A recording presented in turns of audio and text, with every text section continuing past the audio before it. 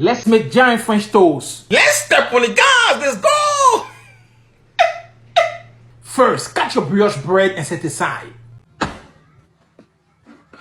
Yes, like so.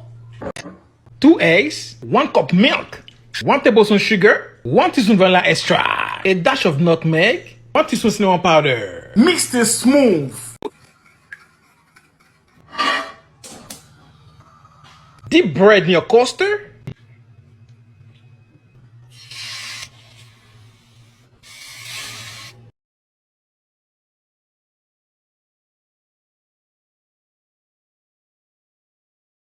Pound the sugar.